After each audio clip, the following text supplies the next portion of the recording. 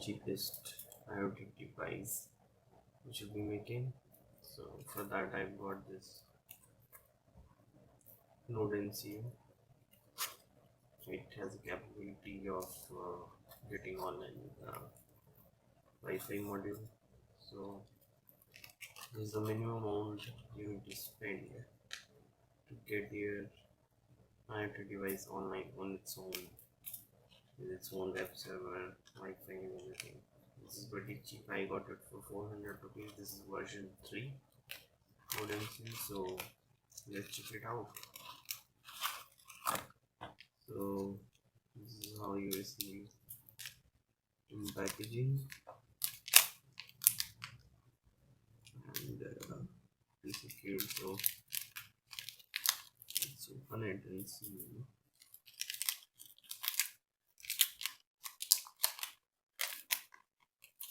what it looks like.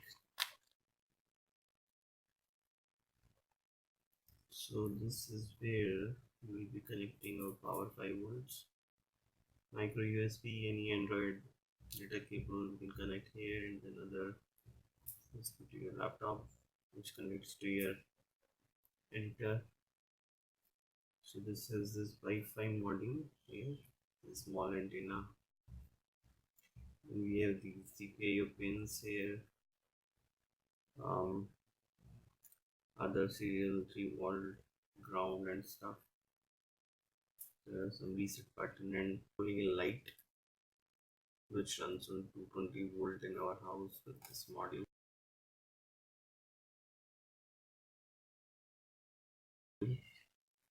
So we flash our code from Arduino IDE using the micro USB.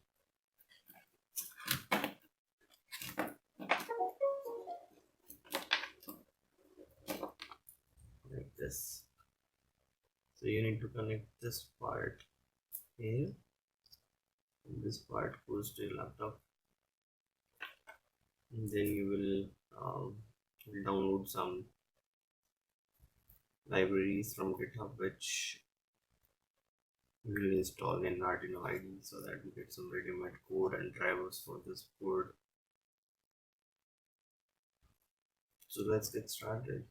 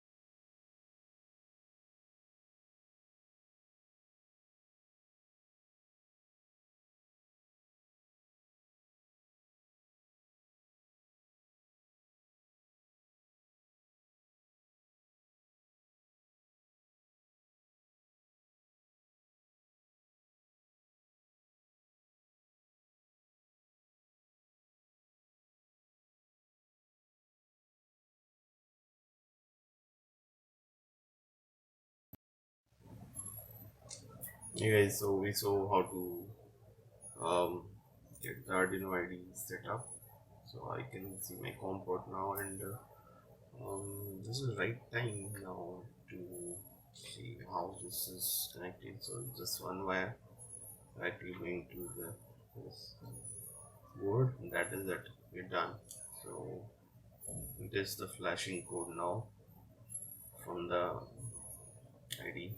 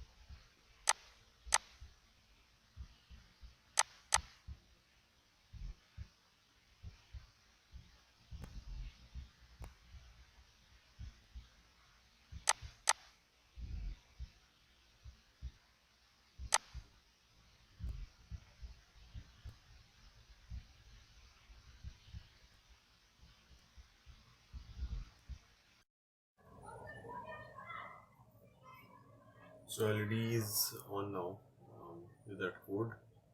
So we're able to control the LED from the browser. Let's connect our relay to this pin and control our appliances.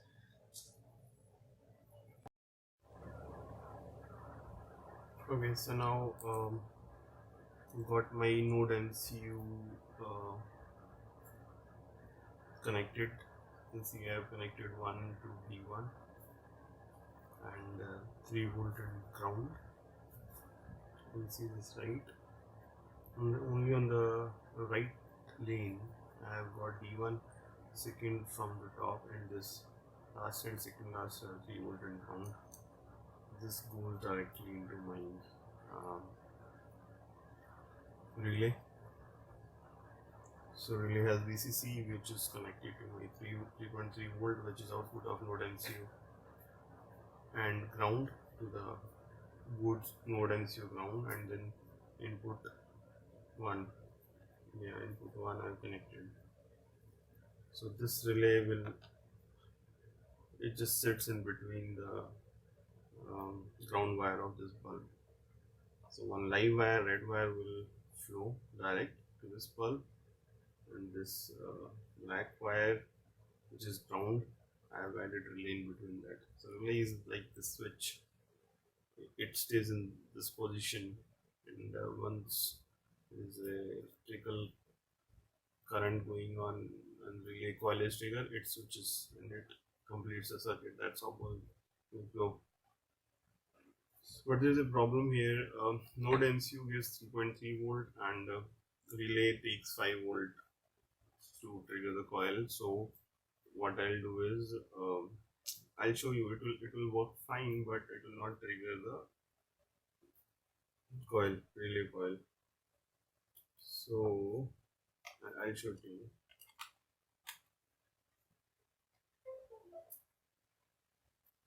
So you can see that power is there, right?